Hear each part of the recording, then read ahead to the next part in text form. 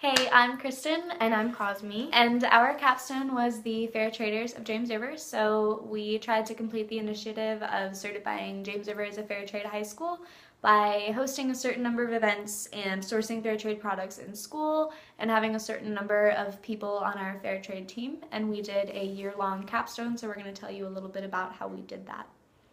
So our first piece of advice is monthly planning. So Kristen and I would kind of meet up more than once a month, but when we did meet up at the beginning of the month, we would make a whole list of things that we needed to work on during the course of that month, which was really helpful for us, especially as a partner project, so that we could kind of touch base and make sure that everything was getting accomplished between the two of us.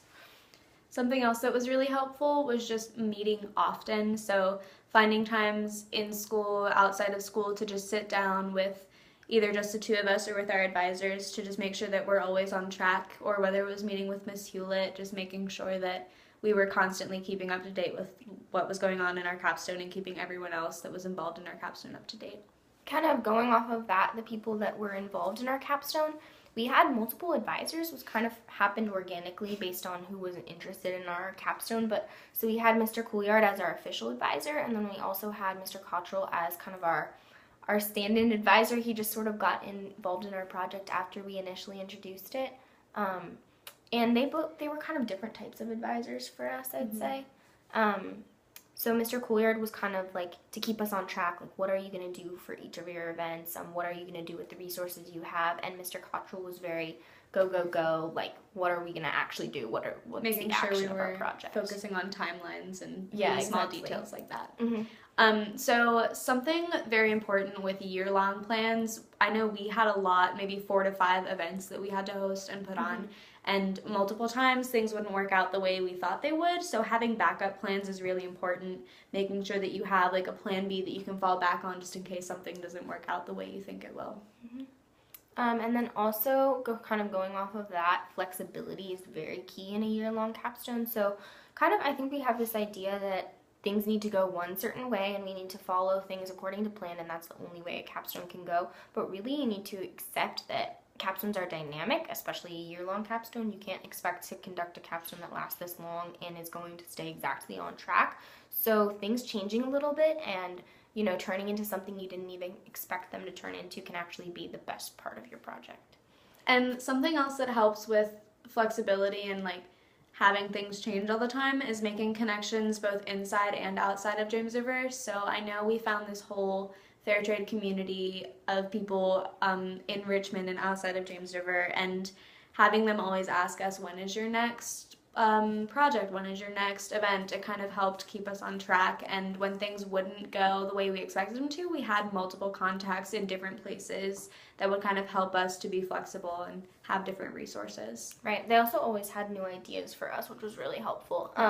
And then another piece of advice is to start earlier than you think you need to on everything, because if you are going to do a year-long capstone, it does seem like you have all the time in the world, but time runs out quickly and you realize that it's not actually like that. So utilize all the time that you are going to have and really start things sooner than you need so that you have extra time to get ready for things, since it is going to be a year-long project.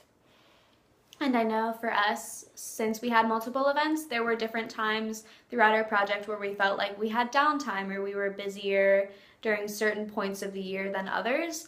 And I think one thing I wish we would have done better is kind of used our downtime more to advertise for our capstone. Even if we didn't think we had anything we needed to do, there probably were things we could have been working on. So use your downtime wisely. Yeah, use your downtime to improve the project and make things easier for you in the times that are more busy. And then also follow through is super important, and this mostly applies to emails between, like we were talking about, the connections that you make in your project. So keep up all year with these people that you think that you want to involve in your project, and definitely follow up with them about next events, or say, hey, thank you, even if you don't know what your next event is, hey, thank you so much for participating in our last event. We'll let you know what's coming up next, just to make sure that you keep those connections rolling and they don't feel like they haven't heard from you in months and you're suddenly popping back up to like fill them in on your capstone, so that they know that you're a consistent person who will fill them in on it. Miss Hewlett will say it a million times, follow through is everything, and she is right, so don't forget about follow through.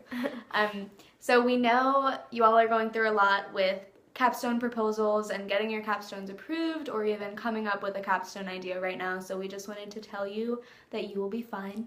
It is going to be okay. It is very stressful and there's a lot that goes on with capstones, but it should be a lot of fun.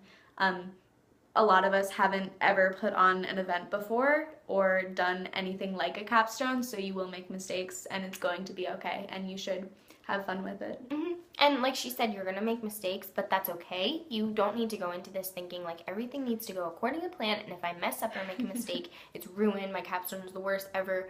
You are going to make them, but what you need to do is just learn from them, and especially with us doing a year-long capstone, you use those mistakes to just make your next initiative better, and it's really important that you do that, because if you look at mistakes as just like something wrong, something you did wrong, and you don't learn from them, then there's no value to making those mistakes in the first place. And then I think using all year to advertise too is really important. Yeah, you have from, as soon as you submit your proposal and it gets approved, start then. Use the entire school year, use breaks. I mean, take your breaks, but use breaks. Use all of the year to advertise for your capstone, to keep up the momentum of your capstone. I think that was really important for us to kind of stay passionate about our capstone throughout the year. Right. And then also, talking about that, finding ways to stay passionate about your capstone are really important, especially for ours, since ours had such a deeper meaning to it, or something that it could connect back to, which was the fair trade movement. We kind of had to keep grounding ourselves and saying, okay, this is why we're doing this. So one example of that is that we presented at the Global Issues Forum, which is actually the year before where we got the idea to start this capstone in the first place, which was really awesome and such a great opportunity, but that really kind of fueled the fire because we got to see how people reacted to and interacted with our capstone. And then I also got to go to DC for the Fair Trade Campaigns conference and interact with people who were conducting projects like this all over the country. And so that was really helpful too, because I was like, wow, there are so many people who are passionate about this, and it kind of fueled the fire for me. So whatever your passion is, or whatever the initial reason for doing your capstone is, try to keep connecting to that, because it'll make you want to do more with your project. Mm-hmm. And so with multiple events and a lot of things going on throughout the year, there are going to be a lot of papers and resources and things that you're using throughout the year, and those all have to go in your portfolio at the end of the year that you have to turn in for your final capstone grade, which is going to be something you use at panel. We, I think, struggled a little bit with keeping up with that. One suggestion we would give you all is to update your portfolio often, all the time. Whenever you have a new piece of paper or something that you can put in there, do it. Waiting until the last minute or even until the last month for us, since it was a year-long project, was a little bit stressful, so make sure you're updating it regularly. Definitely. And then also organizing your emails is super important. So some people will make an entire new email for their capstone, which I think is definitely something we could have tried, but we instead just made capstone folders within our own emails and dropped things in there, so when it comes time to print all of those emails out, you don't have to sort through your entire email, even though you will forget some things, but it'll just make it easier to have one folder to go to know that most of your content is in there. And then a little bit about resources and who and what you can use to help your capstone. I think for us, Miss Hewlett was our best resource and will probably be your best resource. She knows all of the answers to your questions. She is there to help you and she wants to help you. So if you ever need to drop in and ask her something, she will be willing to answer it. So I think for us, she was our best resource. There were multiple times in the year where we had too many ideas.